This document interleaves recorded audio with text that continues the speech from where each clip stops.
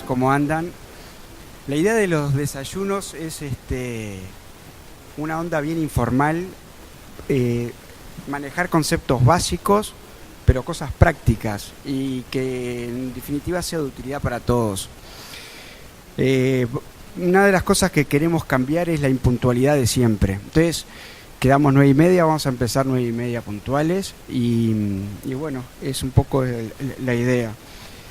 Entonces, para empezar, en un principio la idea era manejar el tema quirúrgico, pero después vimos que no, va a ser conveniente manejar conceptos también un poco básicos de lo que es la parte del glaucoma médico.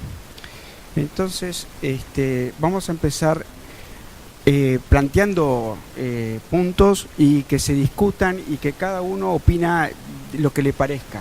No solo la gente del panel por ahí opina primero y después todo el resto.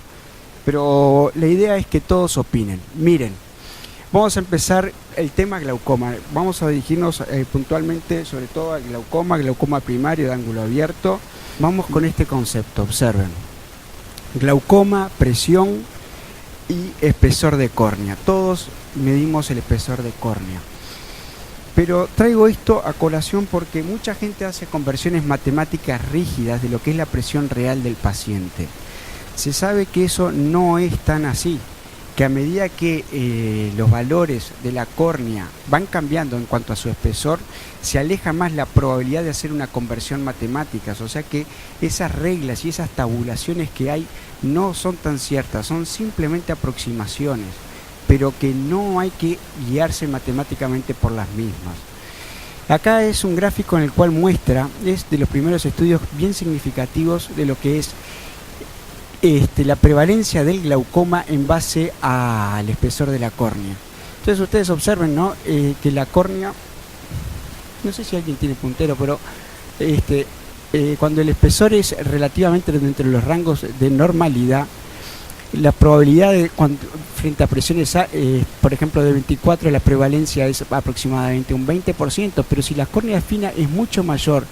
Acá es uno de los primeros trabajos en los cuales muestra cómo puede ser un factor de riesgo para el glaucoma como tal, no ya para lo que era la hipertensión ocular, sino para los pacientes con glaucoma. Y si las córneas son de espesor aún mayor, la probabilidad esa se aleja.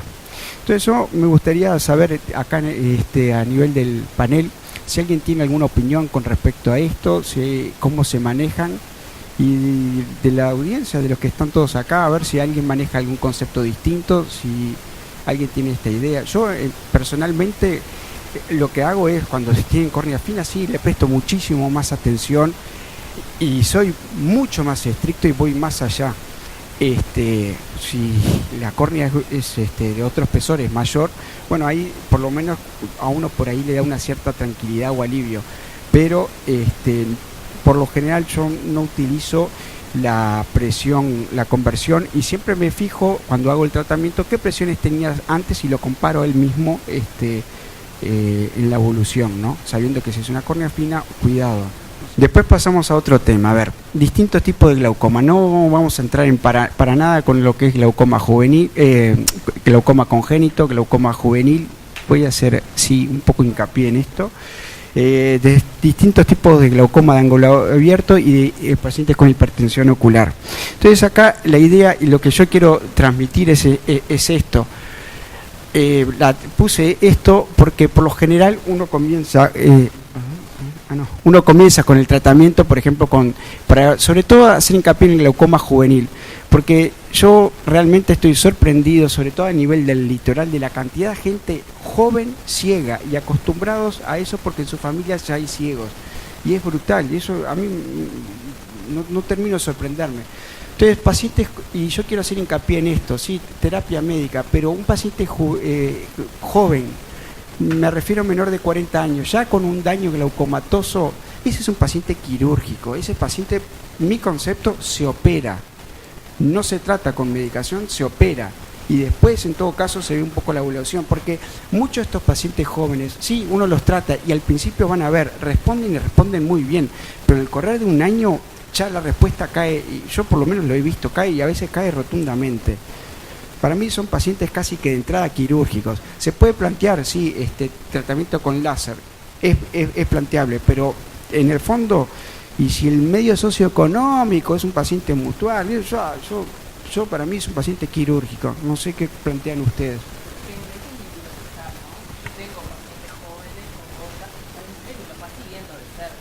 Es una expectativa de vida larga, sí. Pero vos conocés su familia, la tenés documentada. Yo lo termino operando y me pasa, y cada vez soy más cerca de la postura de Guille, de operarlos de entrada. Porque me ha pasado, tengo una chica, la médica de 26 años, que yo le tomaba las presiones de 10, 11, cumplía el tratamiento, campos. En un año, el deterioro del campo fue de 7 decibeles. Y ahí la operaste. Y la operé enseguida y le operé el otro ojo y dije, no me voy a dejar nunca más pasar tiempo. Estos pacientes en algún momento seguramente está haciendo un pico que no lo estoy detectando, el campo se está deteriorando y además le tuve que agregar, está operada, tiene una filtrante con antimetabolitos en los 2 ojos y además tiene gotas y la filtrante está funcionando.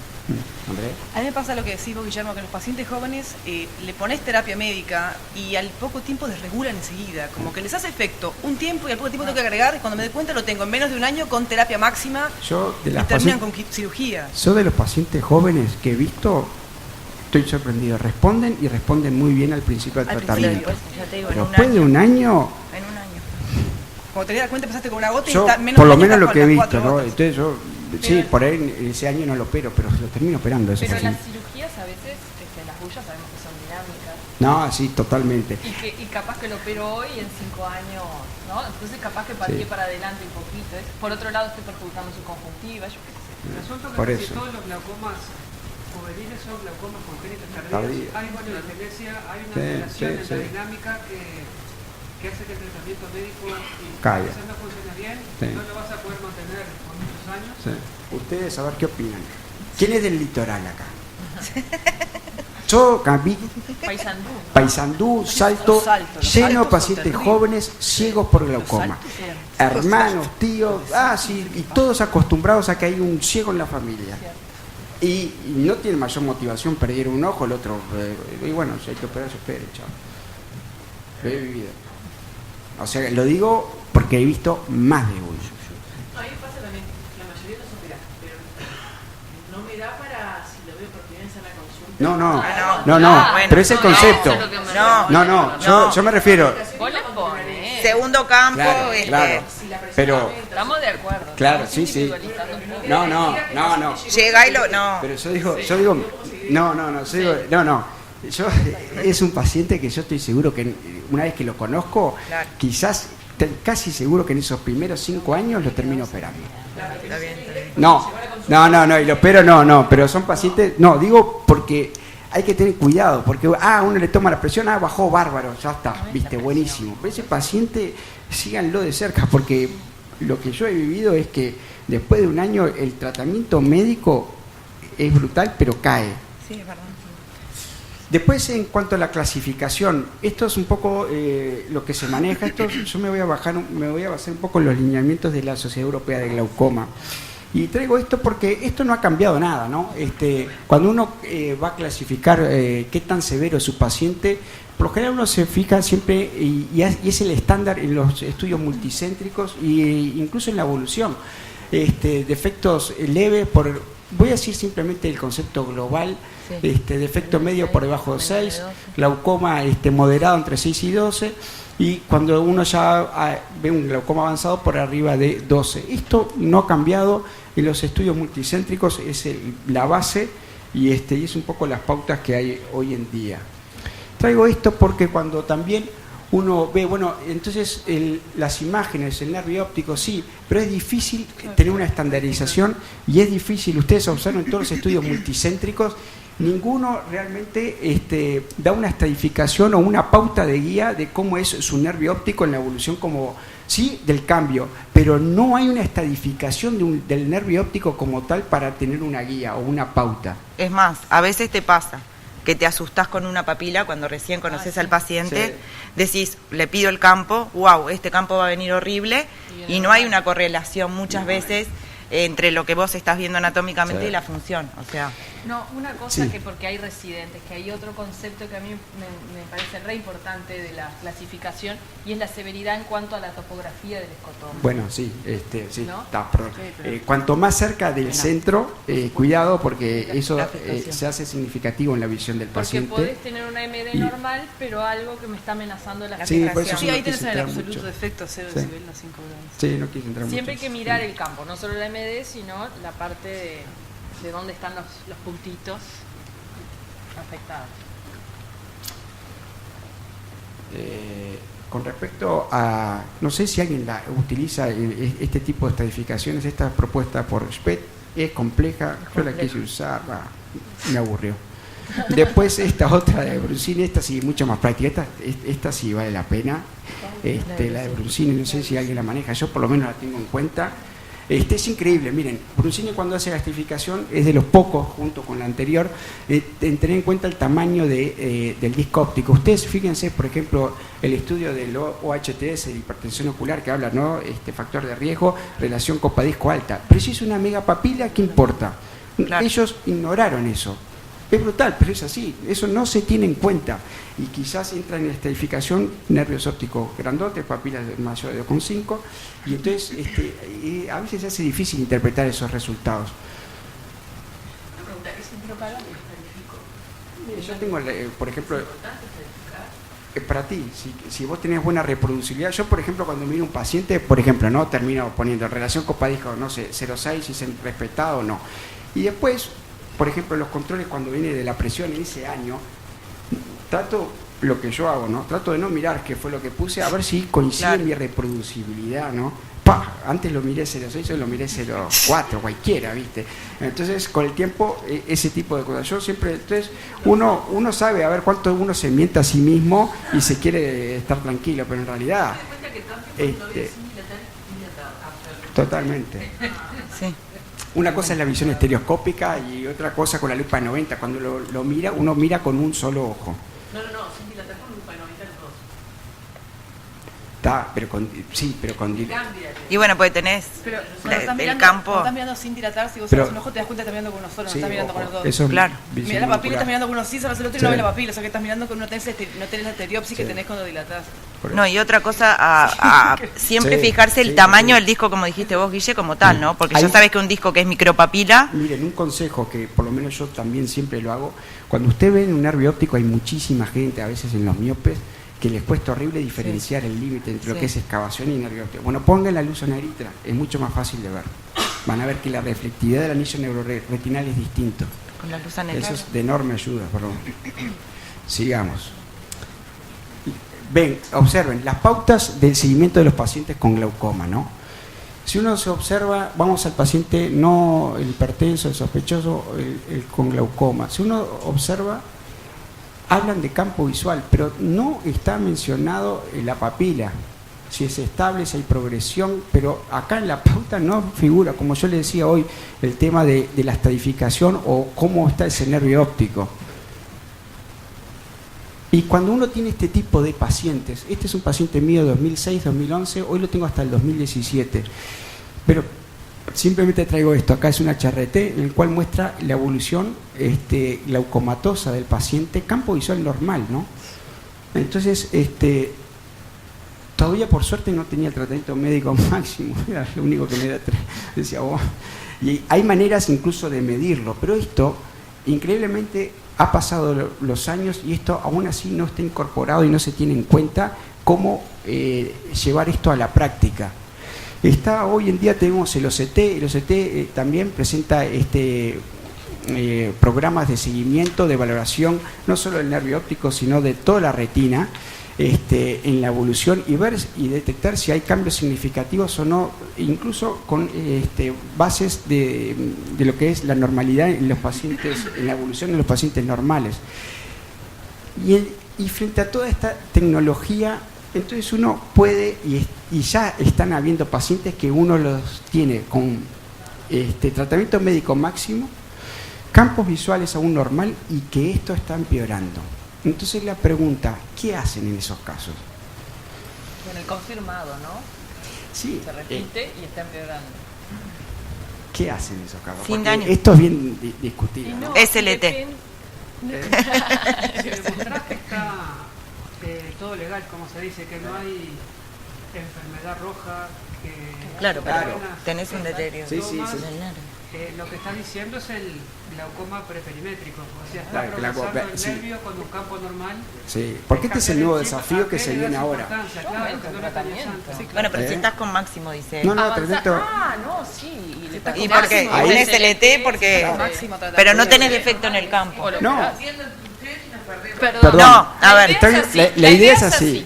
Sí, a ver. A ver, planteas así. Ustedes tienen un paciente con glaucoma, con la nueva tecnología que tenemos hoy disponible. Supónganse que todo es más o menos normal. Tienen su paciente con su tratamiento médico máximo. Por ahí incluso hasta le hicieron láser. Y entran a recibir estas imágenes, en las cuales dice que hay cambios significativos, ¿no?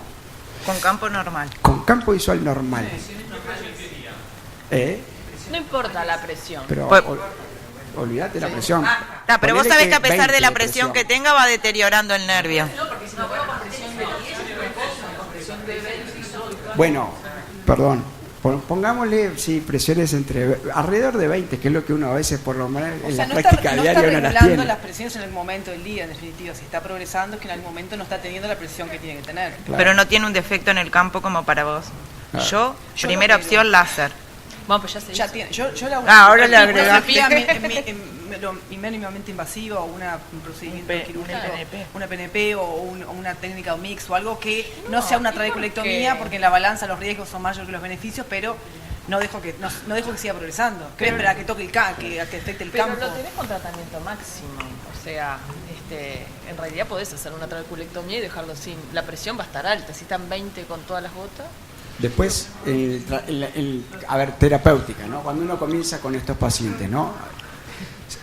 Sin lugar a dudas, uno comienza siempre con una droga y ve la efectividad de la misma.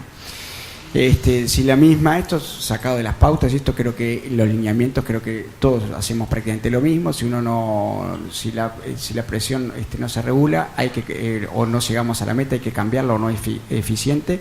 Y si aún así con el tratamiento siendo efectivo, bajando por lo menos un 25% de inicio de la presión, no llegamos a la presión target, añadimos otra gota. Pero cuando lo quiero hacer hincapié en esto, cuando uno está con los tratamientos con una droga, por lo general es difícil mantener un paciente con una sola droga. Entonces, simplemente para llamar un poco la atención, porque es bien claro que en la gran mayoría de los estudios, pacientes con una sola droga, más de un año, por lo general, miren, el OHTS, el 40% requirió más de una droga, y en el SICT prácticamente a los 2 años, para tratar de llegar a una presión meta casi por encima de los 35%, el 75% terminó con más de una droga.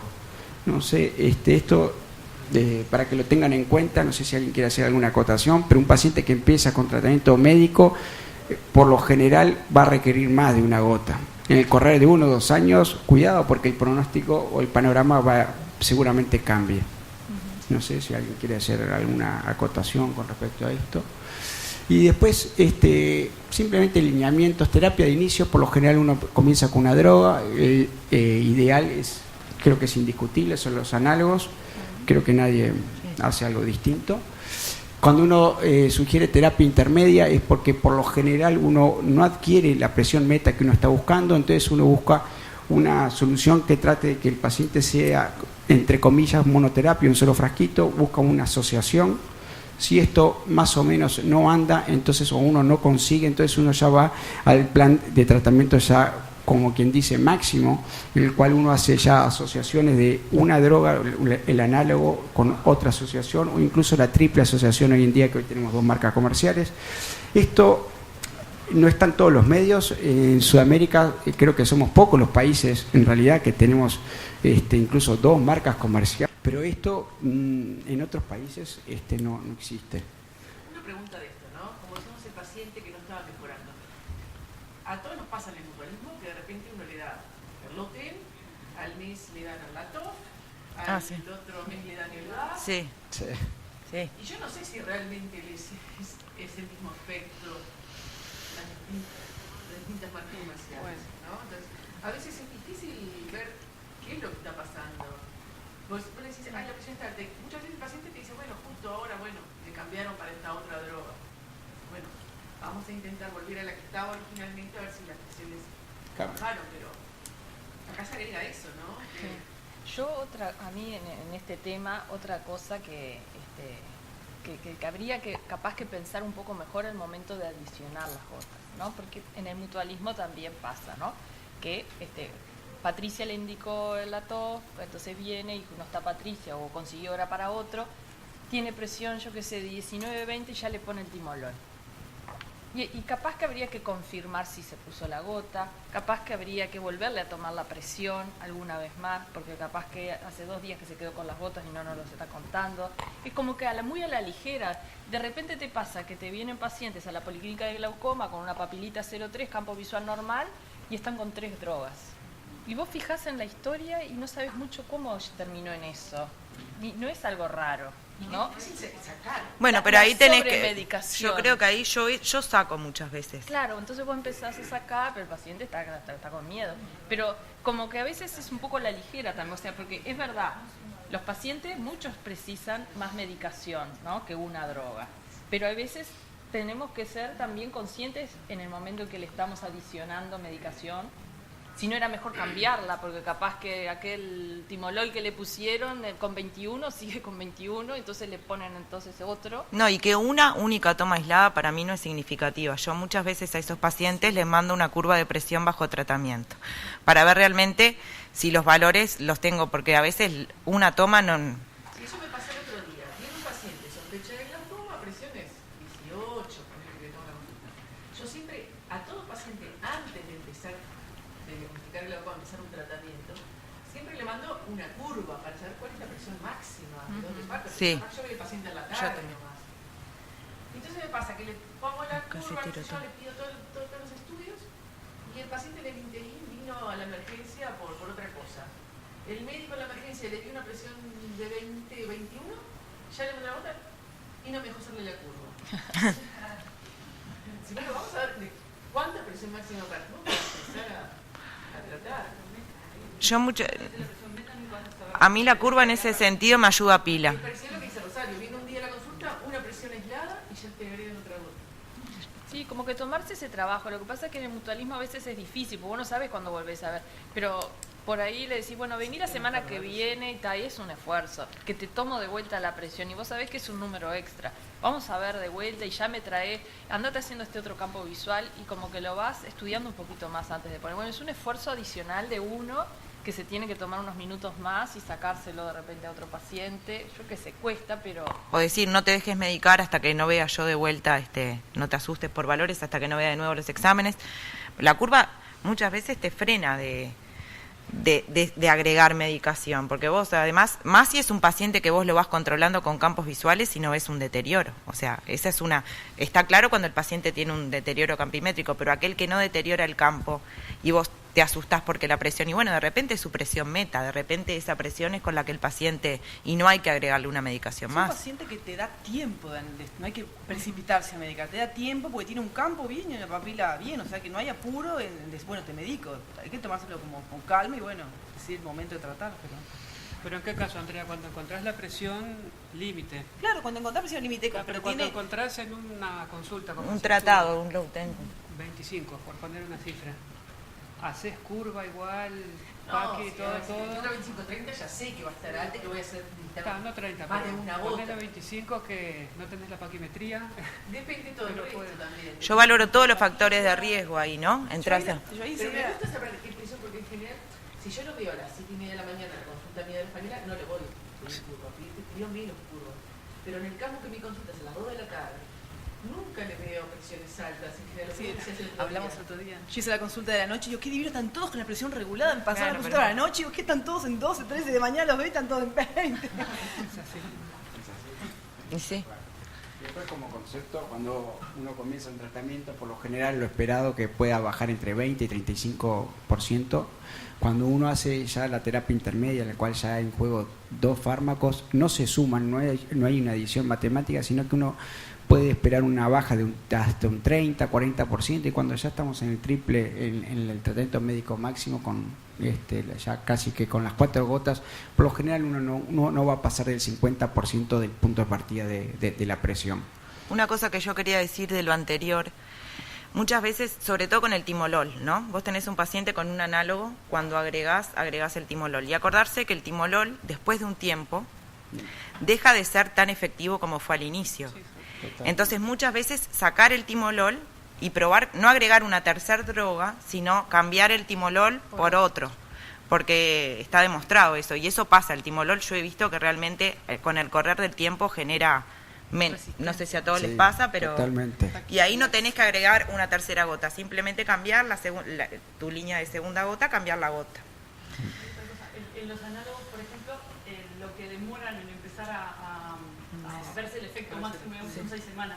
O sea, muchas veces se ven antes y se le agrega unos segundos. Y además, los análogos, demoran ese tiempo, pero aparte no todos son equivalentes. Entonces, el latanoprol es equivalente al travoprol, por ejemplo, porque actúan en receptores diferentes. Entonces, perfectamente se pueden intercambiar entre ellos, también con el hematoprol. Que demoran ese tiempo. Entonces, tener paciencia. Sí. Yo he visto las asociaciones indicadas de distinta manera. En asociación con un análogo y con beta bloqueante, 2 veces por día y otras veces una vez por día. Depende si los das separados o los das juntos, ¿no? Para asociación, Una vez por día lo doy yo. Una. Para mí de las mejores asociaciones, o sea, como dijo Guille primero, es la prostaglandina. Si yo no me das con la prostaglandina y hay que hacer una terapia de adición, la primera adición que yo hago es el timolol, una gota sola de mañana, nada más. Y si con eso no va, bueno, ahí se pasa la terapia de combinaciones fijas. Pero creo que es la mejor asociación, porque sabes que el timolol de noche no va a funcionar mucho. La prostaglandina no funciona, no, el timolol por las de noche hipotensiones, no claro. funciona. Lo mismo que la prostaglandina de mañana, al menos es discutido. Sí. Pero las dos cosas, cuando la curva de prostaglandina, que dura 24 horas, sabes que tiene el máximo efecto en las primeras 12, cuando son las segundas 12 horas pones el timolol, tenés un buen control en las 24 horas. Y si tenés que con hacer solamente 2 drogas y 2 gotas. Porque hay que ver que cuando haces terapia aditiva con combinaciones fijas, aunque sea una gota, estás colocando más drogas y la posibilidad de intolerancia local va aumentando. ¿Quién usa la asociación? Porque esa es una pregunta, me parece.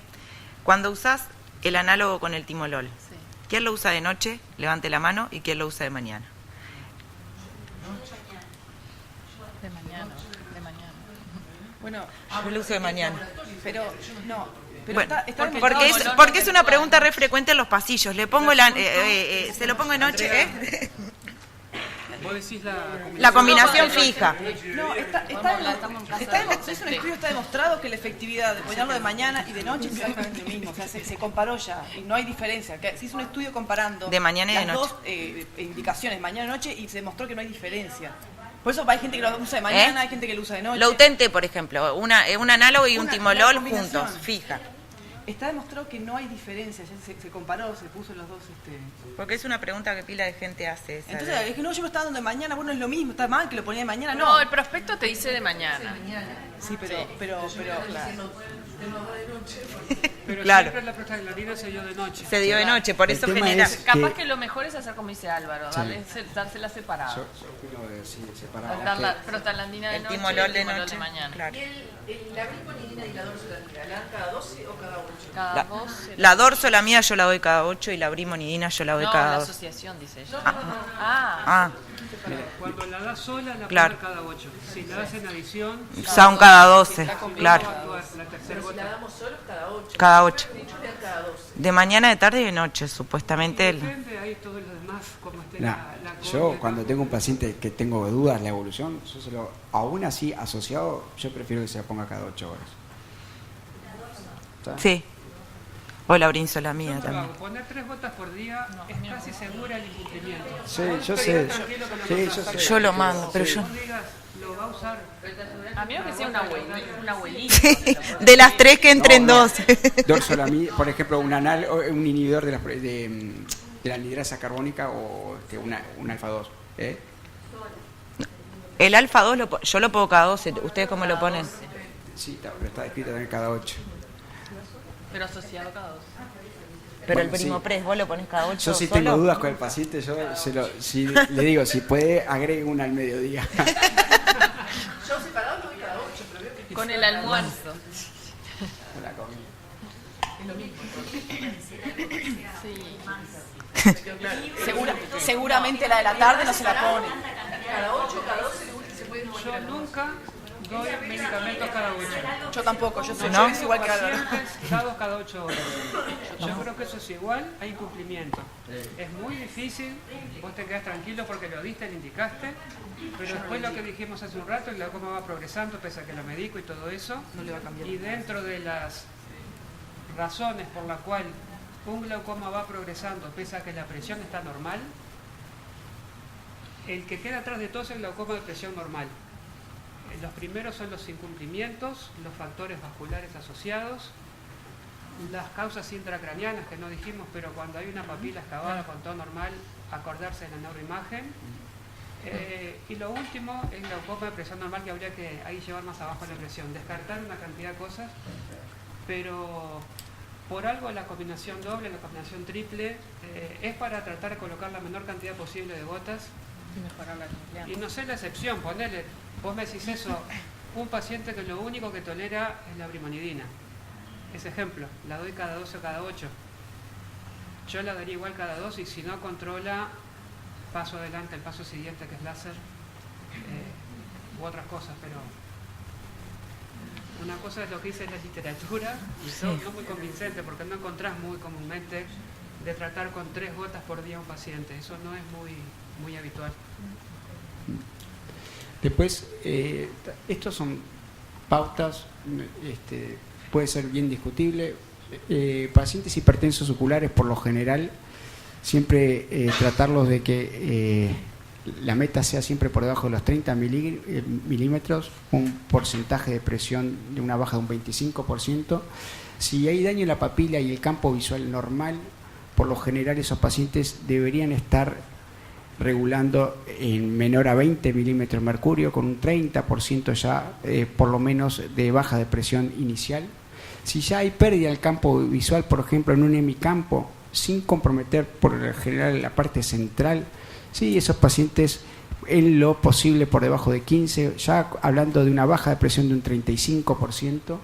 Y si hay ya daño en el campo, en la papila, daño severo en el campo visual, por lo general la presión que uno debería de manejar en estos pacientes es alrededor de 10. No sé si alguien de ustedes maneja conceptos distintos, si alguien tiene otras propuestas. No, a mayor daño, no. Siempre presión, como concepto general, daño más severo, presión meta más baja, ¿no? Digo, como un estimativo grosero, ¿sí? Corregida, de hecho, se hacía aproximadamente en un estimado de, Sí. sin ser matemático, pero No, claro. diciendo, ¿no? Yo capaz que tendría en cuenta también, aparte de los daños de la papila del campo, tendría en cuenta la edad del paciente. Sí, si la el paciente expectativa por de ahí vida. Claro, es más sí. joven, Bueno. bajaría la presión meta un poquito más, por ahí no acorde al daño que tiene, pero pensando en la expectativa de vida que tiene. Sí. Pero si uno dice presión, ¿qué es lo que más bajo lo puede llevar? Uno estamos hablando. No, por eso, estas están muy bajas. Yo de repente, estamos hablando por debajo de 12 siempre. por ¿no? eso Sí, en un yo daño creo que leve te del lo campo, digo. una presión de menos de 17 tampoco está mal. No. 18 por ahí es lo que más o menos se maneja. Bueno, simplemente. Entonces ahora pasaríamos un poco, no sé si alguien quiere hacer algo. Sí, yo quiero hacer una pregunta. ¿Qué tolerancia? A ver. de hipertenso ocular es menos de 30, ¿qué significa? Bajar, un hipertenso ocular para mí, ¿no? A mi manera de. Por arriba de 30 no existe. Yo eso lo considero glaucoma. Ah, sí. E incluso, esto es algo personal. Para mí, por arriba de 24 los trato Para a mí todos. también. Yo también. No hay, para mí no existe hipertenso de 25. No. Y lo tomo como una cosa personal y media rígida. Yo hago Para lo mí, mismo. Por arriba de 25 los trato a todos. Y indiscriminadamente, ya no.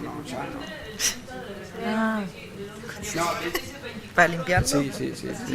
Como rango de que No saca un pedo.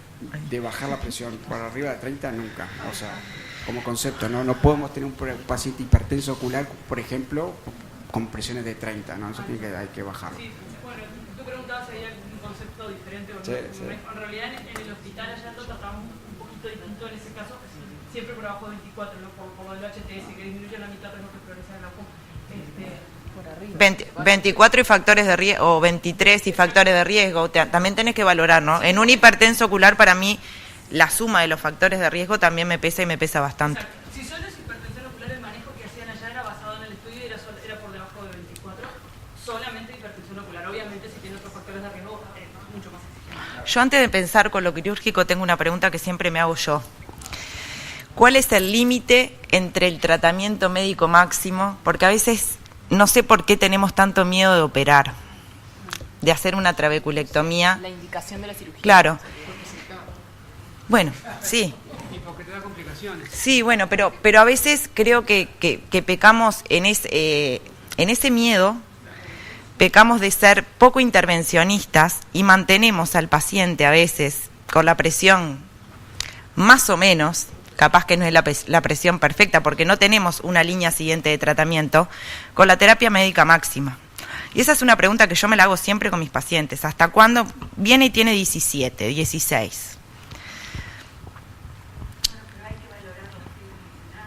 Bueno, pero vos sabés que los glaucomas más avanzados, que generalmente es cuando tenés pacientes con un glaucoma avanzado, muchas veces que los tenés con tratamiento médico máximo, es cuando también son menos sutiles los cambios anatómicos y muchas veces no tenés muchas herramientas para decir está avanzando o no está avanzando. Creo que a veces nos paralizamos, esa es mi sensación, por todo eso que dice Álvaro, porque sí, la trabeculectomía tiene sus complicaciones, pero a veces creo que pecamos en la tranquilidad de que con el tratamiento médico máximo no voy a tener las complicaciones y algunos pacientes tendrían para mí indicación quirúrgica anterior. Yo me quedo mucho en la edad del paciente. A ver, Barbosa. El paciente de 80 y pico. Bueno, claro. Sí, para mí la edad es fundamental. Yo creo que hay que analizar cada caso en particular y todos los pacientes no son iguales. Y de las cosas más simples que si el paciente tiene la constricción al tratamiento, que ya lo dijeron, la procedencia del paciente. A veces el paciente está en campaña, nosotros que estamos en interior, se le terminaron las gotas, no las va a buscar y pasa un mes sin ponerse las gotas. Sí. Claro. Entonces eso es una indicación de ir a la cirugía pronto, porque ese paciente no va a cumplir bien. Hace tiempo atrás había un aparatito que vendían con un colirio para bajar la presión, en el cual le daban al médico instalar ese programa de computadora y eso ponía el frasquito del colirio al paciente. El paciente iba para su casa, pasaba un mes y venía con el aparatito. Y dice, ¿cómo hizo el tratamiento? Hice todo bien, doctor, todo bien. Ponías el aparatito en conexión con tu computadora, ponía 3 días se había olvidado, un día puso mañana, un día puso de noche, otro día una semana sin poner. La semana que venía a ver al médico había puesto 5, 6, 7. Es verdad. Así es así. Entonces, tú lo mirabas y él te había jurado que había hecho todo bien. Dice, mira acá, esto es lo que te hice. Bueno, y eso pasa, porque nosotros podemos hacer las indicaciones bien hechas, podemos darlos por escrito. Pégueselo en la heladera. Yo le pongo así, puede faltarle la comida, pero no puede faltar el colirio. El celular, el recordatorio en el celular. Después en la heladera. Y cuando vienen, el día que vienen se pusieron las gotitas tan bárbaras. Vos quedás confiado. Sin embargo, haces un OCT y aparecen esos signos, aparecen una muesca a nivel del peripapilar y todo lo demás. Y tú decís, ¿qué haría yo si fuera mi ojo?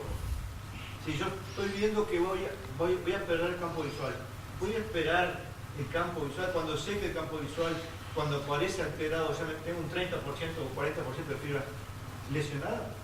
Si fuera mi madre, si fuera mi hijo, si fuera mi hijo, yo lo esperaba. A pesar de los riesgos, pero obviamente buscaría la forma más adecuada de hacerlo para que no hubiese riesgo y menos complicaciones, claro. María Luisa, ¿qué decís? Yo a veces le pregunto con voz de buena, ¿cuánto le dura el fresquito? 2 meses.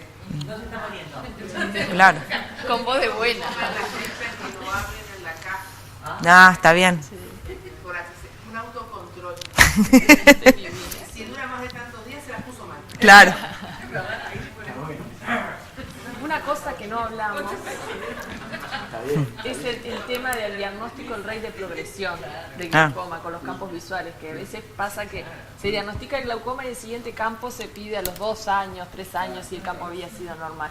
Siempre que diagnosticamos un glaucoma, buscamos ver si es de los que yo les digo, van a progresar, si avanzan rápido o de los que avanzan lento. Y al principio, los 2 primeros años, pedimos varios campos visuales, 3 por año, aunque sean normales, ¿no? Para saber cómo evoluciona el defecto medio, a ver. Y eso a veces te orienta también hacia ir más precozmente hacia una cirugía. ¿Qué? El efecto aprendizaje y ver vos cuánto pierde en un año el paciente. Sí, interpretar el campo siempre con eso.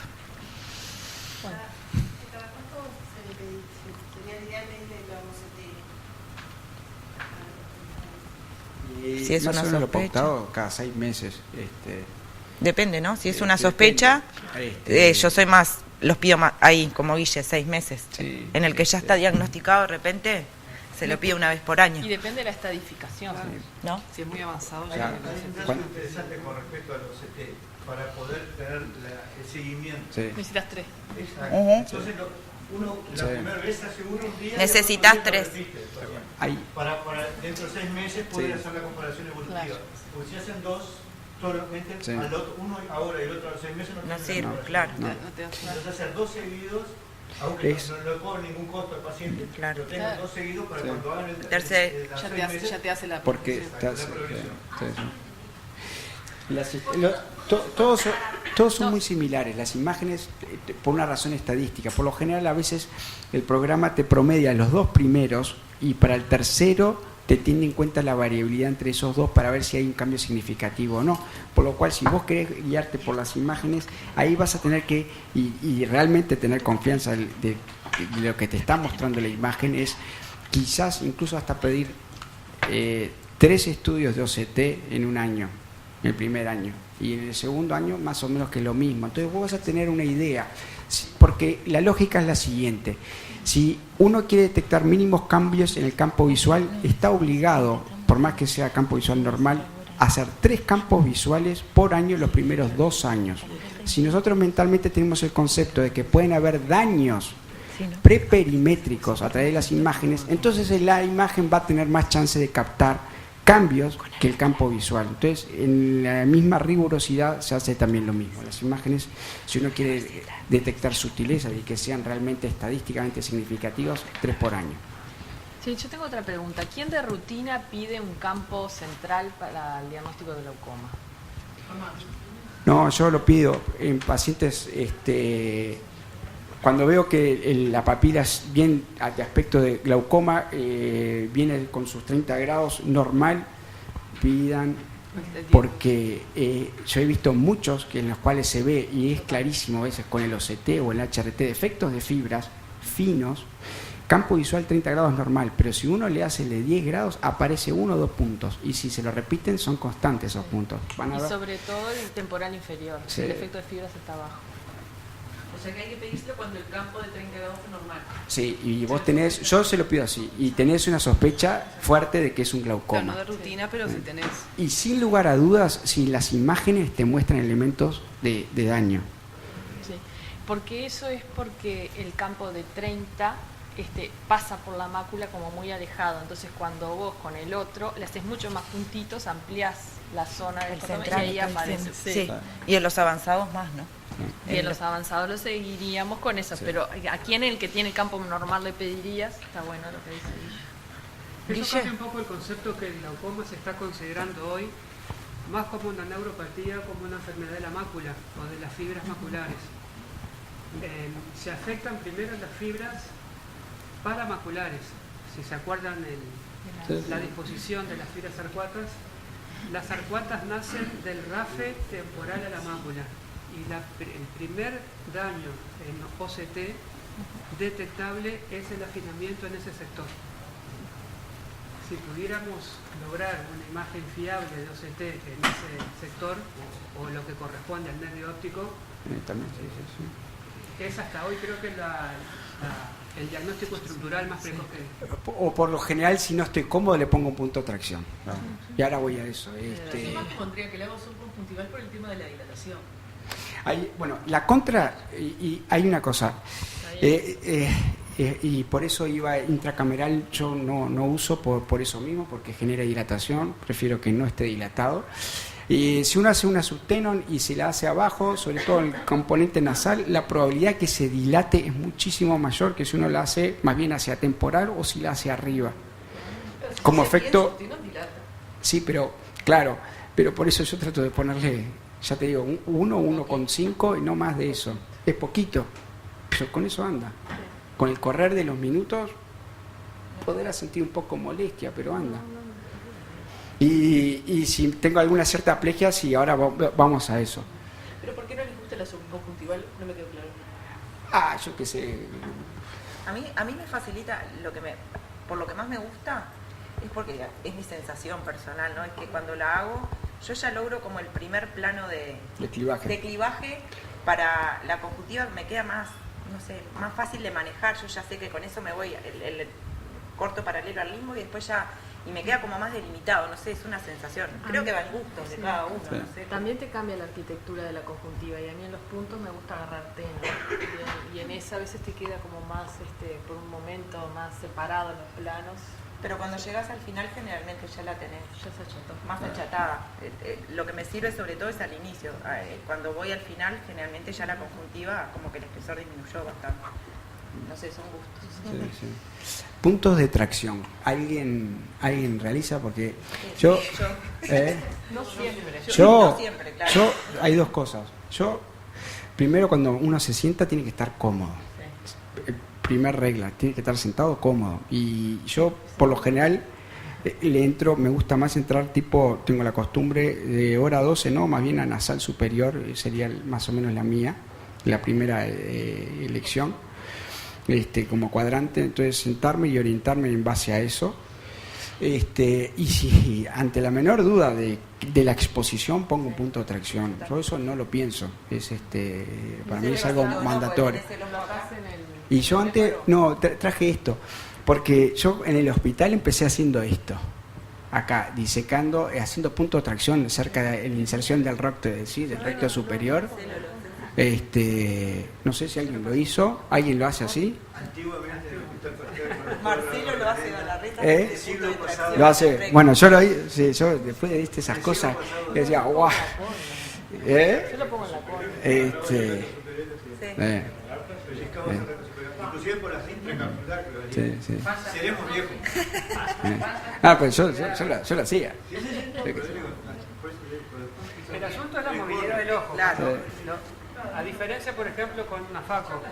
Vos tenés el puntero faco que es de forma que se mueva el ojo. Sí, claro. Cuando haces un atópico haces lo otro. Pero creo que en la filtrante, tener un ojo quieto o seguro, como decís, cómodo, es esencial. Es esencial. Si te está moviendo el ojo, no tenés un puntero faco para fijarlo. O peor, no te mueve el ojo. Pinzas, no te mira para abajo. Claro, pero tenés. Yo creo que si prendió bien la retro y tenés una buena exposición, no pongo ningún punto. Sí, claro. Y si no está buena la exposición, pongo un punto de tracción corneal. Sí. Lo bajo y lo Sí, fijo. yo lo hago más bien en limbo. Otra cosa que vos dijiste en hacer, yo en realidad trato de dejar libre en el ojo derecho temporal y en el ojo izquierdo tratar de dejar libre nasal, ¿no? Porque de manera si necesito una faco. Claro, pero yo el temporal me lo guardo por si tengo que poner una válvula. Yo me lo guardo ese cuadrante ante toda la porquería que pueda pasar. Con mi filtrante. La filtrante no anda.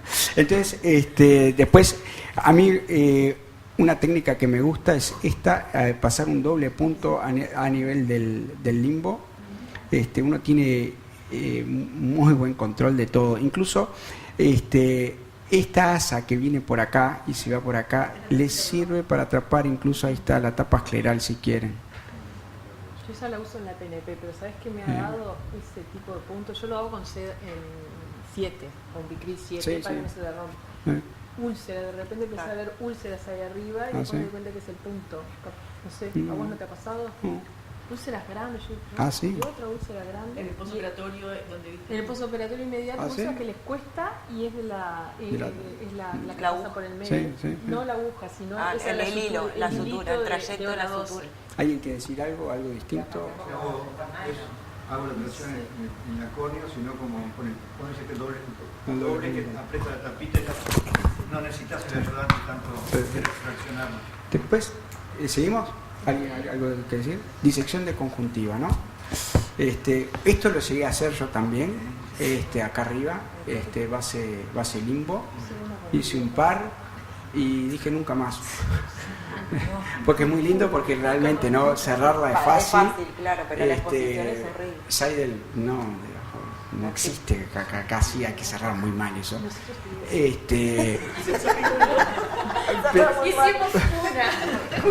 Pero me parece muy laborioso. Y está un poco la cámara anterior cuando tenés que replegarlo para que no te ocupe. Yo por lo menos no. Hice un par en el hospital y me acuerdo de eso y qué época. Sí, gracias. El gran problema que tiene eso es que creas una zona de cicatrización. Si te está filtrando bien, la ampolla te queda toqueada, grande. Eso molesta. Es horrible.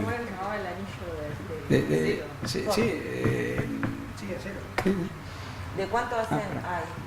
Después, bueno, esto sí hay que hacer alrededor de 9 milímetros porque tiene que quedar la conjuntiva suficientemente grande y que te permita llevarla hacia abajo, ¿no? Y no desgarrarla. Me dedicaba a destruir el epitelio que está acá para que eso después pegara bien la conjuntiva aquí. Y siempre lo hacía en forma lineal. Hay gente que, como en este caso, es forma lineal y una discreta corte radial, una descarga.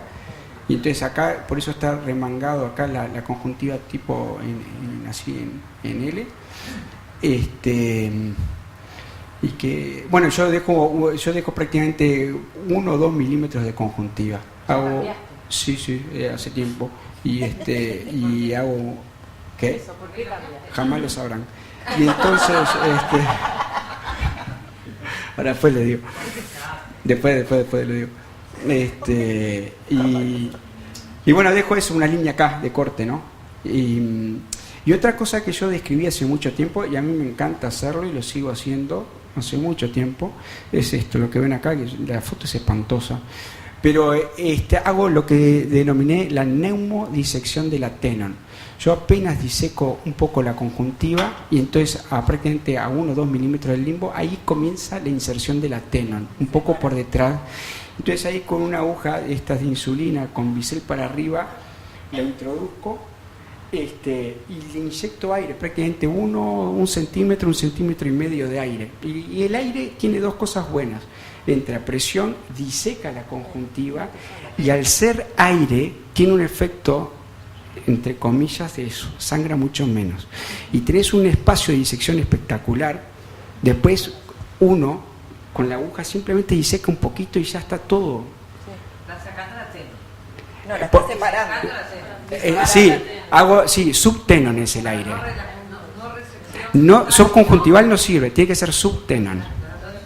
¿No? Yo lo que hago es diferencial, digo, eso está bien, pero siempre hago 2 colgajos, el colgajo conjuntival primero contra el limbo y después un colgajo de tenon para identificar bien los dos. Ahí meto la tijera por debajo de la tenon para que quede bien disecado. Base para que el apoyo filtre por todo el sector superior. Lo ideal es, esponjas, lo ideal es, y después cuando uno hace la disección con la tijera, es llegar a la inserción del recto. Y le pone. Bueno, yo eso no lo hago más. Después vemos. Si quieren podemos entrar un poco ya en ese tema, pero yo eso ya no lo hago. ¿Es el tema, la conjuntiva? ¿Cómo que? A ver, no, porque vamos a ver, porque pero vos ponés, Guillermo, miren, como porque, yo te digo, ponés la tijera para el nasal superior y para el temporal inferior. Pero apenas.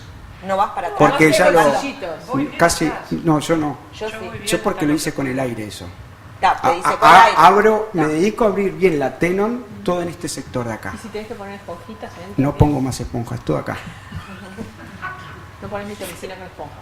No. ¿Pero resecás finalmente la tenon o solamente la? No, la tenon trato a la tenon le tengo que entrar porque yo voy a hacer todo por debajo de la tenon. No la resecás, La dejo ahí, claro. y la dejo ahí. ¿Y espera eso no? Claro, sí. ¿Qué? Sí, pero ahora vamos a eso. Lo que pasa que, miren, voy a esto. Bueno, eso es la disección, ¿no? Cuando uno hace, esto es lo que mostró, esto es un esquema de Penco, ¿no? Entonces, claro, en su modificación de sus técnicas y, claro, simplemente insistir de que cuando uno diseca tiene que asegurarse que está llegando a la altura de la inserción del recto, ¿no? Simplemente para hacer hincapié en eso. Y otra cosa importante. No, sí, pero insistir hacia la inserción del recto y hacia los lados, ¿no? ¿Qué tijera usas? También, jamás lo sabrán. Después, no, pero a mí me pasó y no, tuve que una cambiar. puntas romas, Claro, eso hay con que puntas tener. romas. Hay la famosa Westcott, La esta, Westcott de puntas romas. tiene que ser puntas romas, ¿no? Hay tijeras que son con puntiagudas de por sí y hay otras que tienen una pata puntiaguda y otra roma. No, lo posible es las dos puntitas romas. Y yo no de las mías, pero a mí me pasó de romper una. Quería decir algo con respecto a lo anterior. Sí. Hay mucha gente, de hecho, está escrito que disecan al principio con la mitomicina. Ya de entrada. Solamente que tenés el riesgo de que tiene que estar, o sea, te tenés que estar segura de que la cirugía te va a salir súper bien, porque no te quedes con el flap en la mano, lo que sea, ya le pusiste la mitomicina. Yo le voy a mostrar cómo empiezo mi cirugía. Acá. ¿Ven? Ahí está el paciente. Yo esto hace tiempo lo vengo haciendo. De hecho, esto lo empecé a hacer en el 2005 en el Hospital de Clínicas, inyectando 5FU, en base a un trabajo de Host Jonas, hace años. Para mí esto no es nada nuevo. Lo único que ahora lo estoy haciendo con mitomicina. Ahí se le inyecté subconjuntival, no es subtenon, fue subconjuntival ahí. Ahí le estoy masajeando. Esto es previo a la cirugía. ¿Cuánto previo? Yo por lo menos me lo aseguro media hora antes. No lo diluyo con silocaína. Y ese paciente hago lo que tenga que hacer de cirugías y lo dejo para el final. Y ahí lo entro y diseco la conjuntiva como yo dije. Entonces yo no uso más esponjas, no, eso no lo uso más. Sí, claro, la filtrante hago exactamente lo mismo. Y en el needling hago exactamente lo mismo. O sea que haces el antimetabolito subconjuntival. Sí. En el lecho no pones nada. No, hace años que hago esto. Y lo empecé a hacer en el Hospital de Clínicas a partir del 2005 con 5FU después de este trabajo. Yo le escribí a Penco a ver qué opinaba de eso en ese momento. Él me dijo que sí que lo sabía porque le hice la referencia de Horst Jonas, el alemán, que él lo había descrito, y él me advierte de grandes riesgos por el pH del 5-fluoracilo, que no sea intracameral, que no vaya a entrar nunca el paciente, la mitomicina peor. Pero por eso hay que, para mí, dejar una buena brecha una vez que uno hace esto y pasar a lo otro. Y por supuesto que decías vos, no hay que estar seguro que después todo salga bien, ¿no? Porque si no es una complicación terrible. Bueno, pero es como en todas las... Sí. Entonces ahora, no sé, vayamos para atrás y secamos la conjuntiva y antimetabolitos, no sé, que lo usan de rutina, no lo usan, ¿qué usan? Yo uso los dos. ¿Qué usan? 5FU y 5FU mitomicina. y mitomicina C. El 5FU lo uso a veces en el mutualismo, que es más fácil, y a los pacientes de bajo riesgo. Pero nunca lo hago solamente en la cirugía, sino que durante las próximas 3 semanas, yo al paciente, como si le fuera a hacer un needling, se lo inyecto subconjuntival, porque está demostrado que el 5FU con una única aplicación intraquirúrgica no sirve, porque actúa en la fase S del ciclo celular y tiene una duración de 7 días, a diferencia de la mitomicina, que actúa en la fase C y el efecto son 30 días. La mitomicina en los pacientes de alto riesgo siempre de rutina, pero me ha pasado de tener más complicaciones con la mitomicina con respecto al tema de las bullas que lo que es el 5FU, o sea que es una droga a manejar con cautela. Me ha pasado de que se me desintegraran esponjas, al cortar la esponja y aplicarla, me ha pasado de ver, y estoy tratando le decía a Rosario, de hacer mini torundas de gasa, y las pongo con una McPherson, y no uso más las esponjas.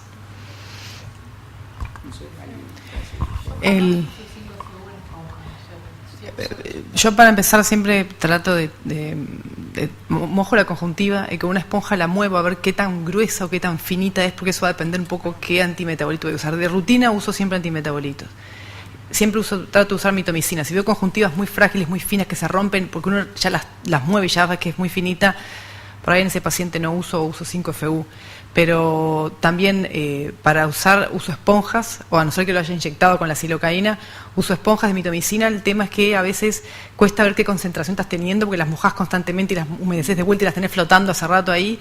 Y lo que a veces estoy usando, que la esponja queda gruesa, no la puedes cortar, uso los papeles de Schirmer test, los de hacer, eso los cortás y los empapás y quedan bien chatitos, entonces los desparramás y los vas mojando y no te cuesta, que viste que la esponja se te desgrana, se te desgranula. Me está dando buen resultado usar el test de Schirmer. ¿Y vos mitomicina todos? No. Hoy en día casi. Yo te diría que no. ¿Cuántos minutos dejás la mitomicina? Vos la hacés. Queda. Si la aplicás en el... ¿Alguien la aplica en el lecho? Yo la dejo, uso al 0,2. Sí, al 0,2 de 2 minutos. 3 si tiene mucho riesgo el paciente. Miren. Pero no a todos le pongo mitomicina. ¿Vos, Álvaro? Yo uso en todos 5FU, en todos, y cuando son de riesgo alto, mitomicina. Yo 0,3 por 2 o 3 minutos. 2 o 3 minutos. ¿La mitomicina 0,3, Álvaro? Sí. Yo, los últimos pacientes que hice, por ejemplo, en el hospital militar, todos con 5FU, se me taparon todos. Sí, 5FU se tapan. ¿Pero Todo. le pones después? Entonces yo me empecé a preguntar, ¿Les inyectás a la semana de vuelta? sí. ¿Sí? Sí, y se me taparon todos. Yo me empecé a hacer una pregunta, ¿no? ¿Qué algo tiene que haber cambiado? A mí no se me tapaban tanto los Porque ahora filtrantes. viene 25. No, sí, está 25. No, era 0,5. Y no sé, realmente, no sé. Yo me quedé sorprendido de la cantidad de fracasos que tuve. Yo pongo Claro, Claro, el que tiene más riesgo tiene que usar mitomicina. Pero a los de bajo riesgo. A mí se me tapaban hasta que empecé a hacer de rutina las inyecciones posteriores. Yo el paciente es añoso, y eso, ahí sí, en todo caso ahí lo pienso. Porque el añoso casi que está contraindicado.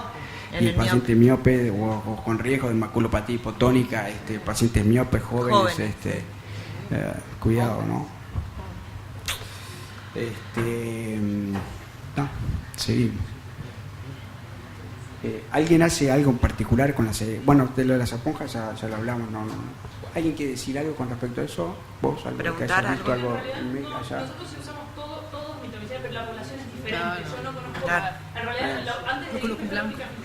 Andrea en el policía, pero en realidad la población es diferente. Y en realidad está escrito hasta 5 minutos en 0,5. Sí. Eso es lo que está escrito. Y bueno, la población que nosotros usamos...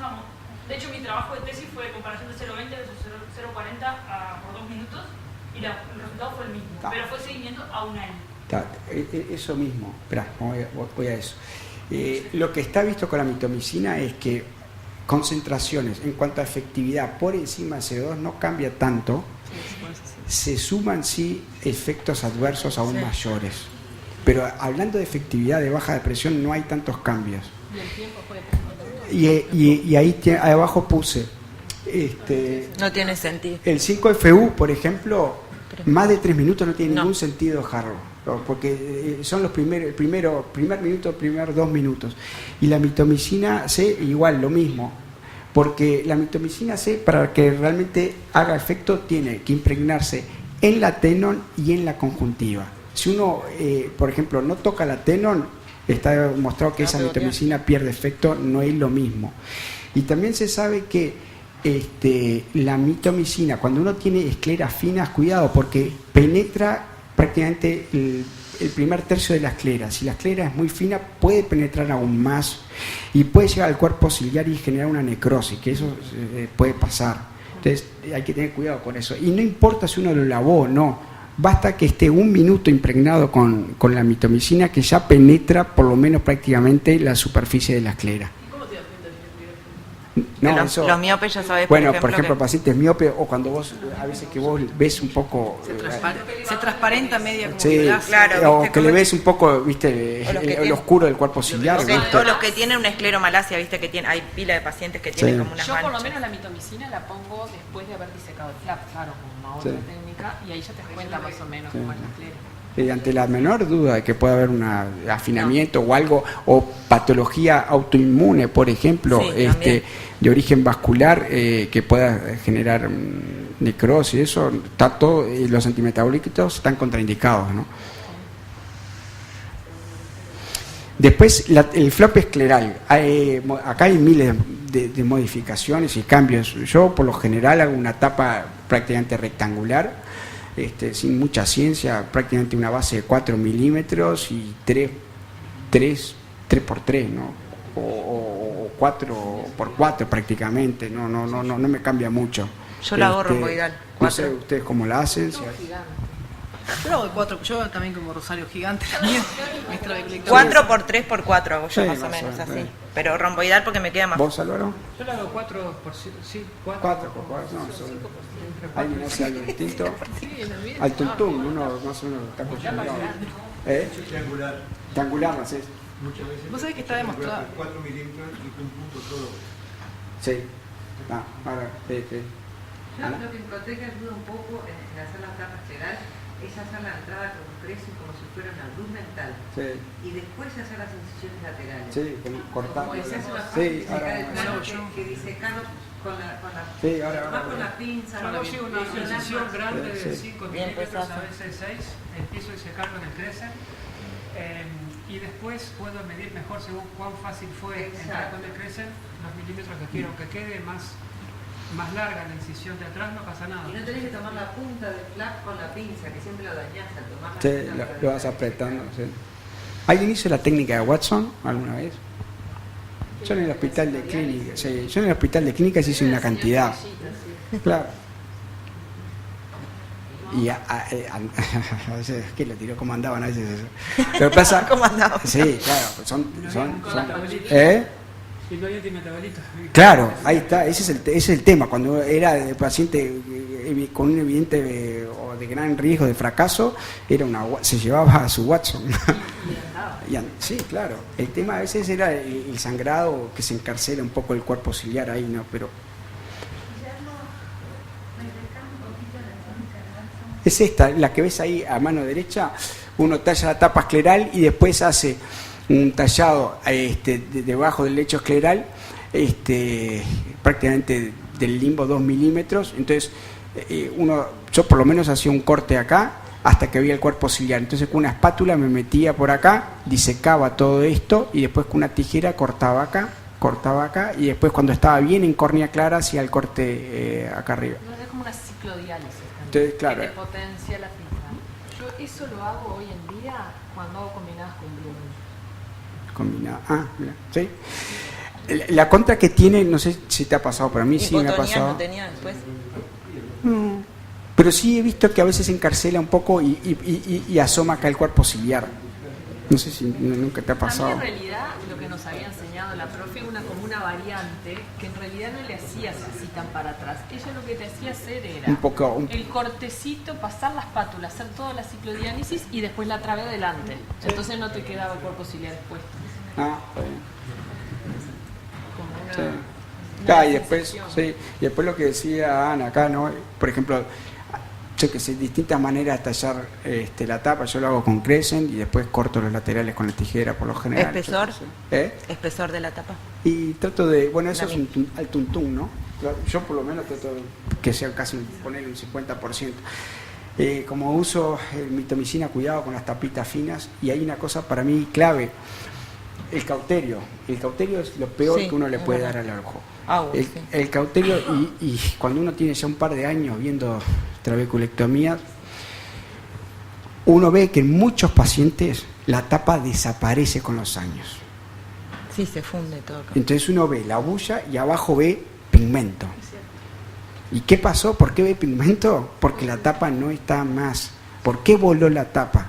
Porque la tapa vuela, desaparece, porque es colágeno que fue cauterizado a veces en exceso, no se vasculariza. Si uno le dice antimetabolitos, es más chance de que no se vascularice. Está cortado aparte, y con el tiempo eso se necrosa. Entonces, sumarle años al paciente. Fíjense, van a ver que lo ven, debajo de la bulla, cuando vean pigmento, ese pigmento sale de algún lado, o se ve de algún lado, o tiene alguna, llamémosle dispersión de pigmento, quedó después de la cirugía, pero si no lo tenía antes, es porque la tapa escleral está desapareciendo. Y tengo uno de mis primeros express que puse, que yo no me di cuenta, sé que le hice mucho cauterio, que hoy ese express está casi que subtenon, ¿viste? Y estoy seguro que hay una cantidad de express así. Lo que pasa es que por ahí la gente no lo dice, pero yo veo que hay, cuando uno veo, yo en los congresos siempre me dedico, cuando veo, qué lindo, cuando uno ve, por ejemplo, estas escleras tan lindas, blanquitas, a mí que me perdonen, acá le dieron bastante al cauterio. ¿Va? Y eso, el problema no es el primer año, no es el primer... este express que yo les digo tiene más de 5 años y uno lo ve ahí. Decís que está medio tapadito, no sé por qué. ¿Viste? Está ahí quietito. Te tengo prohibido que se toque el ojo, ¿no? Pero está. Pero para mí es clave, si uno puede evitar usar el cauterio, hay que evitarlo. No sé, alguien... Yo lo uso de rutina y trato de dejar lo más claro posible la esclera.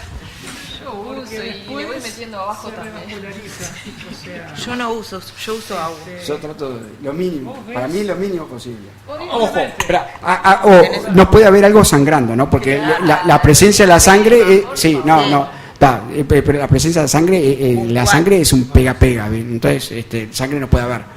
Pero la cosa es también el cauterio usar. Cuando usas un cauterio eléctrico, eso que quema, no. Pero el cauterio eléctrico, vos seguís el trayecto del vaso con el cauterio, y vos sacás el cauterio y ves cómo se vuelve a llenar un poco, y ahí le das un poquito más de energía. Sí, yo lo trato en esos casos de ir a la raíz. Sí, yo también. Y no el lecho, sino de dónde viene el vaso y lo de más atrás cauterizarlo y darle una única. Claro, yo también. Pero no trato de tocar ahí. Y me van a sangrar un poco, si no molesta mucho, nada como apretar con la esponjita un ratito y seguir. Yo prefiero toda la vida, a mí, ¿no?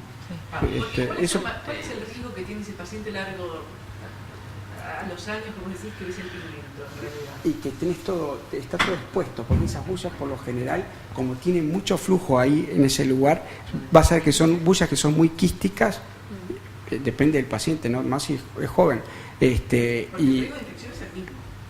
Y cuanto más quística o avascular sea la bulla, peor, ¿no? Si tenés un lecho que es así.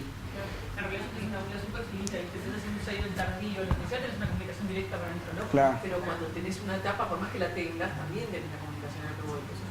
Sí, claro. Sí, pero la infección va a ser el mismo, que tenga la tapa, ya desaparece. Pero cuando vas a reparar ya tenés que ir, por lo general ahí vas a tener que ir un parche de esclera de banco porque tenés que tapar eso. Cuando dice que es esa conjuntiva que está toda mal, te vas a encontrar con un agujerito, una perforación más que una tapa. Guillermo, y vos decís que esa necrosis reabsorbe la tapa, no pegotea más. No, que ese tejido se desnaturaliza con el tiempo. Desaparece. La tapa es muy fina. Bueno, por eso también. Con tapas finas promueve eso. Claro, la tapa fina es obvio, filtra más, ¿no? Y lo que está se sabe. Sí, pero para mí está ese otro riesgo después. No es ahí, esas cosas uno no las ve en el momento, las ve con el correr de los años, ¿no? Bueno, no sé, después la trabeculectomía, sí. El tema, una cosa que quiero, algo de la tapa antes, que yo también hago como hace Álvaro, creo que yo tunelizo con el Crescent para hacer la profundidad, porque ahí te dice un tercio de espesor, es muy difícil calcular cuánto es el tercio, cuánto es el medio. Entonces lo que yo hago es tunelizo con el Crescent por la esclera y qué parámetro tengo en cuenta, que se vean los bordes del Crescent, pero que no se vea, o sea, que no se vea ni tan plateado, digamos, ni que no se vea nada. Eso es el espesor como ideal, que vos puedas ver, ir tunelizando y ver un poco los bordes del Crescent sin que se te haga muy plateado ni que quede muy tapado, porque si no es muy profunda. Y la idea es hacerlo, que siempre lo hagan, yo como tunelizo siempre tengo un mismo plano, pero si el que lo va a hacer agarrando la punta de la tapita y pasando el Crescent, la idea es que sean maniobras, como digo yo, que sean de limpia parabrisas, que se hagan para un lado y para el otro, no ir haciendo como chiquititos, porque cuando uno va dejando esos escalones es el que propicia después se te pegue la tapa, entonces tiene que ser una superficie lo más regular posible. Entonces, o tunelizan, que es un plano solo, que es para la misma fácil, o si van a hacer la tapita con el crecen que sean empasadas únicas para un lado y para el otro, así si no va quedando escalonado. Y bueno, después ya llegada la trabeculectomía, no sé cómo le tijera, punch. ¿Qué Yo usan? tijera. Yo la marco con cuchillete primero y después la corto con tijera. No uso el punch. Yo usé el punch, pero no tenía mucha diferencia, me empezó a funcionar muy mal, que cortaba de golpe. Yo una vez que tengo la tapa, primero antes siempre una punción de cámara. Sí. Ah, bueno, Sí, sí, El gran perdón. problema de esto es Sí. que te viene el iris para afuera, Sí. se complica todo para Sí. la iridectomía, sacás cuerpo ciliar a veces. Ahí, y lo mismo hoy, ¿no? Por eso cuando uno tracciona es un punto de tracción, tiene que estar dispuesto a que sea cómodo para liberarlo, porque antes de todo, si viene No la... hagas perforante y que te quede todo hipotenso, porque es bueno operar con un ojo tenso. Sí. Ahora, como ya está hecha la tapa escleral, ahí hacemos Una para. Sí, la paracentesis, una paracentesis, de comprimir. y Sí. después hago una línea radial. Está el trabéculo. Hay 3 zonas, ¿no? Está la zona de córnea transparente, la zona de fibras esclerales y en el medio la zona gris que se llama, que es la de trabéculo. Entonces centro esa incisión radial en el centro del trabéculo. Ya hice la paracentesis, es muy difícil que salga el iris por ahí. Hago otra paralela y después en lavanas, primero adelante sobre la córnea y después atrás. Y queda un cuadrado que a veces hay problemas que no queda penetrante o algo, pero por lo general sale bien así. ¿Alguien hace algo Yo antes distinto? lo hacía con una incisión paralela al limbo, pero la chance como es más grande de hernia de iris ahí era más grande. Ah, Desde sí. que lo hago radial, Sí, mucho más te cómodo. sale. No, a mí se me Mucho viene. menos Sí. probable. Yo un agujero enorme. Claro, como tengo la tapa grande y lo que hago la paracentesis, que trato de hacerla apuntando para abajo siempre, y le pongo un poquito de visco enseguida. Y después con el bisturí, con la puntita para arriba, corto un lateral, corto el otro, y lo hago con el bisturí, me meto y ahí veo el iris y el iris se te viene. Entonces ya hago, bueno, lavanas, la iridectomía y después corto la otra cosita. Usaba el punch y se me desafiló.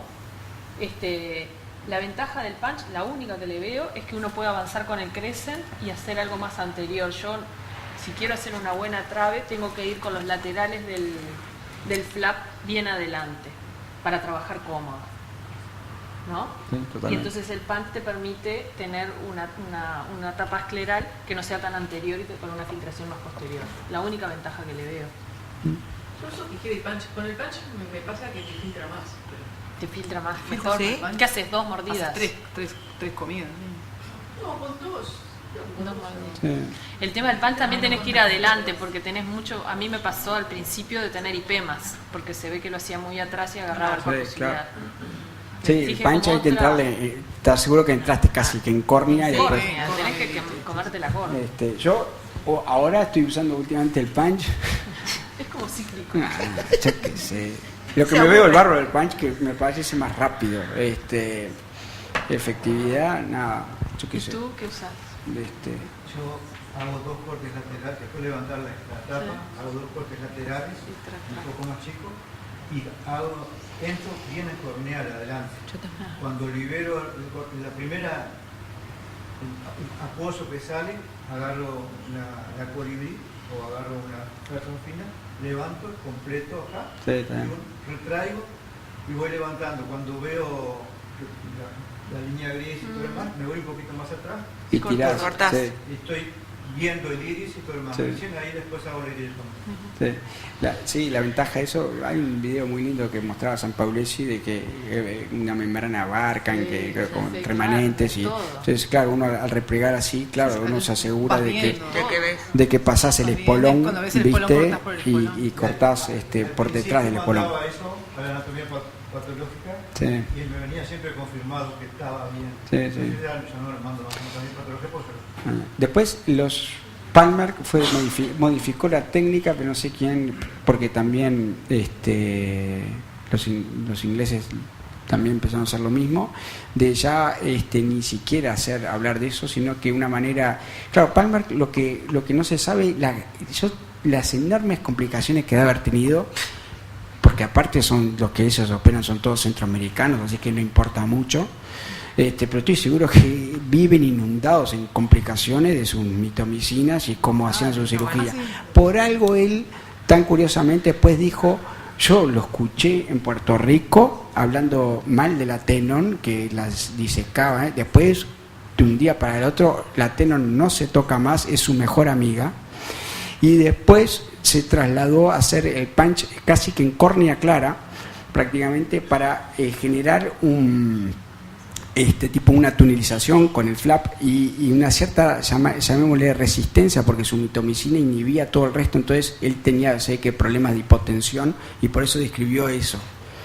Penco en la última, allá la diapositiva, hace un poco lo mismo, él insiste en entrarle más bien con el punch más bien sobre córnea clara. No importa o no si se toca el trabéculo, eso no importa. ¿No? O sea, digo porque hay gente y hay muchos americanos que obvian el trabéculo, esos le hacen una queratectomía y la eficacia aparentemente es lo mismo. Digo porque son variaciones.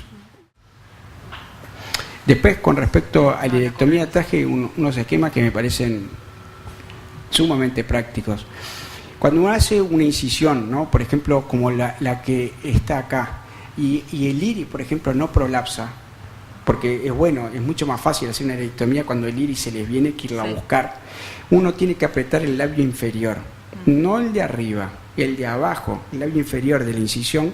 Entonces, ¿por qué? Porque miren el esquema, esta es la explicación de Eisner, porque cuando uno comprime el labio inferior traslada el flujo de fuerzas y hace que entonces la base del iris se prolapse, o sea que es el labio inferior que hay que apretar. Y cuando uno hace un corte, observen qué bueno que está el esquema porque tiene su lógica, cuando uno corta con la tijera, uno desplaza tejidos, porque uno va haciendo una resistencia y al cortarlo así, observen, las flechas son desplazamiento de tejido, es mucho más el tejido que se desplaza acá que el de acá. Entonces, por eso, cuando uno corta así, la iridectomía tiene esta forma triangular. Cuando uno corta en forma horizontal, observen, y acá cuidado cuando le hicieron una subtenon o la pupila le quedó muy dilatada, porque si la pupila, el margen pupilar, ustedes lo tienen por acá, cuando vayan a hacer este corte y estén cortando en la mitad, observen acá la fuerza de desplazamiento de tejido que hace la tijera. Y entonces acá van a poder llevarse casi que la pupila. Una sectorial, sí. O sea que hay que tener cuidado. Entonces cuando uno tiene un iris muy prominente, lo que conviene es hacer un corte acá vertical y entonces estas fuerzas quedan anuladas. Entonces uno con una colibrí tiene que ir a tomarla. Después este es el mismo esquema también de Eisner. Entonces ustedes observan, ¿no? Cuando uno se prolapsa el iris por sí solo, la parte A y B, que son estos laterales, entonces uno está libre de que cuando uno hace el corte así, forma paralela al limbo, esto se lo lleva y no van a interrumpir, llamémosle, los pilares del iris en la trabeculectomía. Si la misma no prolapsó, una técnica que hay es, y acá es fundamental el tipo de fine que usan. La clave acá es la fine de Castroviejo, no es la que uno está acostumbrado, que es así, paralelo, no así. No, tiene que ser así. Esto. ¿Por qué? Porque cuando ustedes van a buscar el tejido acá, tiene que pellizcar ya de entrada, cuando ustedes la apoyan, y tiene que hacer cierta fuerza hacia los costados, hacia afuera, las patitas. Entonces uno simplemente aprieta como hacia acá y se hace ese bow, el lado A y el lado B. Y cuando uno hace el corte acá horizontal, los pilares del iris no se les van a meter en la iridectomía. Si uno no pudo pescarlo así, comprimiendo los laterales, y uno lo agarra del medio al iris, entonces lo tiene que elevar hacia arriba y hacer la maniobra de ir para un lado y para el otro. Entonces los pilares del iris no quedan atrapados en la trabeculectomía. ¿Alguien quiere hacer alguna acotación, decir algo de eso? Si es un paciente fáquico. No, el riesgo de todo esto es la zónula, de pellizcar la zónula, de ocibarse la zónula cuando uno no tiene hipocámara o está muy hipotónico el paciente. Y de primera no te queda perforante la iridectomía. ¿Insistís en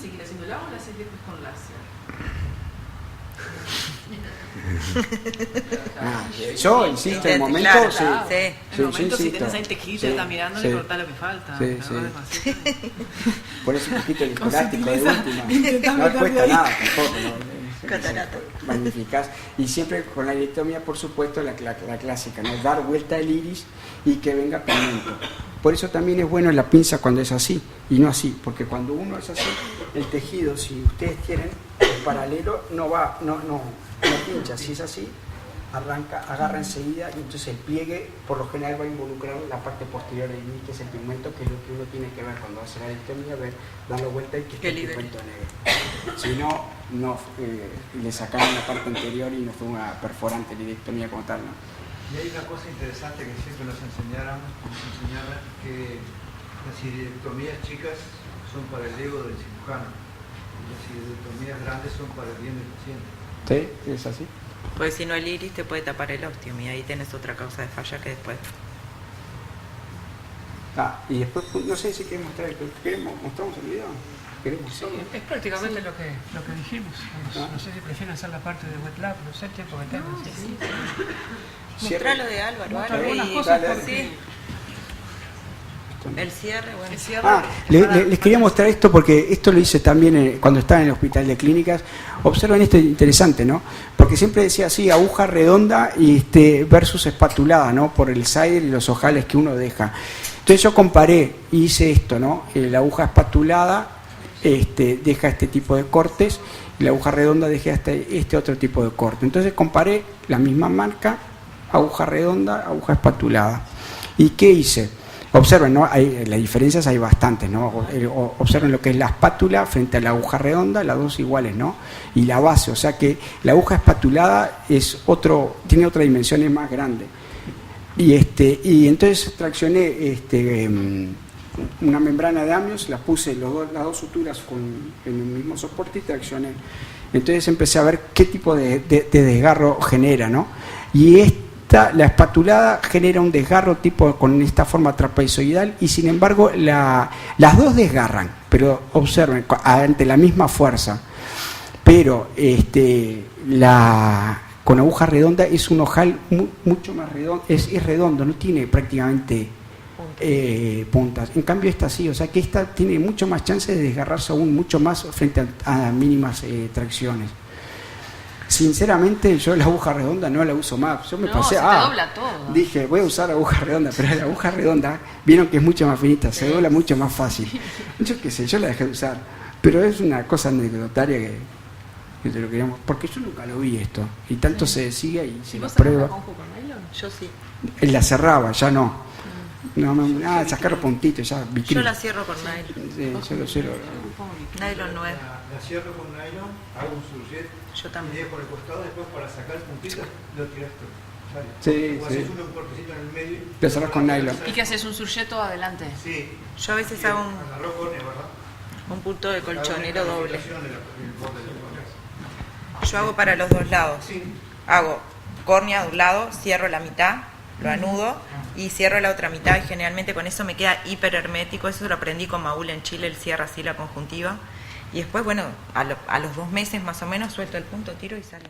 Acá estoy haciendo lo que decía Andrea, trabajar con conjuntiva húmeda y separarla con una esponjita para hacer menos disección con la tijera después.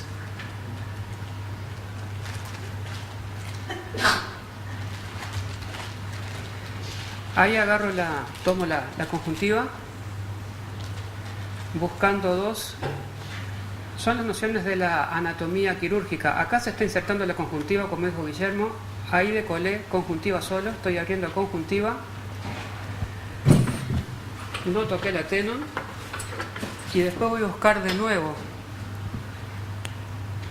la tenon. Ahí la abrí y ahí me meto hacia nasal superior y hacia temporal superior. Acá está la hora 12, creo, la tracción del punto. Estoy en nasal superior y ahí voy al otro costado. Tapita, ahí está la mitomicina por debajo de la tenon. Ahí están los 3 minutos de la mitomicina. Hicimos la contraabertura, lo anclé porque el ojo por tener cuidado 24. que no te vayas para adentro. Acá está la zona que dijimos de córnea transparente, acá están las fibras esclerales y en el medio. Hago una incisión vertical, radial como dije, de un costado. Ahí hago la otra. Esta es la diferencia con el punch, que uno ve todo lo que está haciendo. No queda opaca, es el lecho que queda de córnea, trabéculo y esclera. Acá está el espolón escleral en el medio. A ojos vista veo donde pongo la hoja inferior de Lavanas. Y ahí saco el cuadrado córneo-escleral. Ven que el iris no sale por haberse hecho la contraabertura y la primera incisión. La iridectomía, por lo general, tampoco sale. Y cerramos con 2 puntos de nylon, uno en cada costado. Se masajea un poco para que el iris vaya. Y ahí está.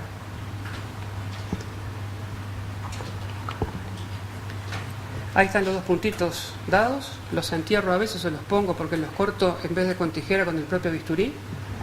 A veces cuesta anclarlo y queda medio flojo. A mí me gusta que quede bien tirante, bien que los hago primero con trayecto, porque en un porcentaje alto, más del 70%, hago suturolisis después. Prefiero dejarlo ajustado ahí porque le temo mucho más a la hipotensión que a que no me filtre.